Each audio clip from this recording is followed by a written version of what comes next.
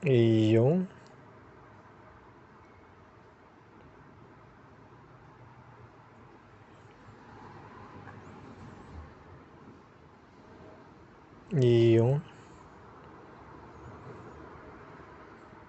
Inter FC Internazionale Milan. Kisig.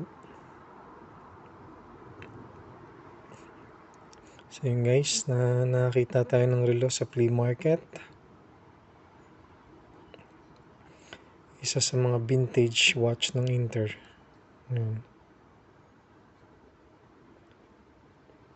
Pambabae siya.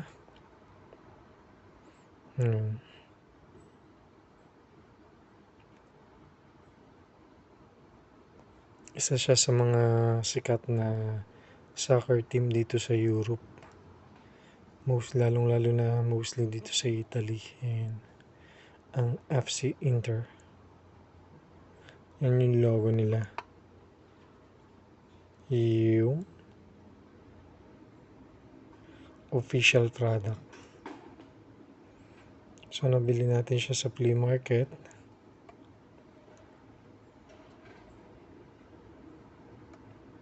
So itatabi natin siya sa koleksyon.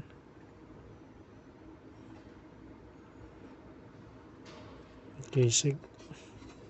So may benta din natin someday. Yan yung logo niya, kisig guys.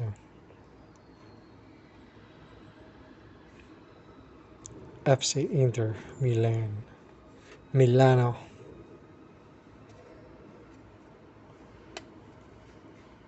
Ko lang alam kung paano buksan ng case nito.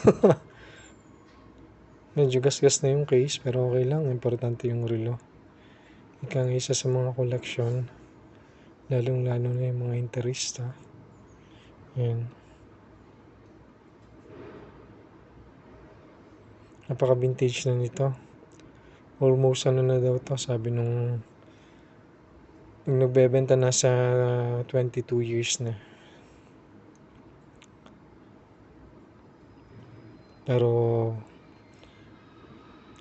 ang Cora Bono pa rin. Ibig sabihin okay pa siya. Yung relo niya okay pa. Bagong-bago pa.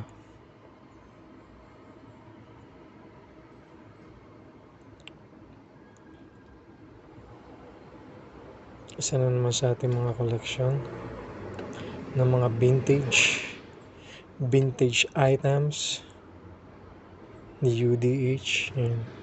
Napalitan ko lang to siguro ng battery. Yan. Once na pinost ko to siguro sa marketplace, pihadong mga interista bibilhin tong relong ito. Pero sa muna natin pagbibili. Ni-display muna natin dito sa bahay. Ayun. Babene guys, salamat ng marami. See you next video. Ciao ciao. E Forza Inter amala. Ciao e arrivederci. Ciao ciao. Inter amala.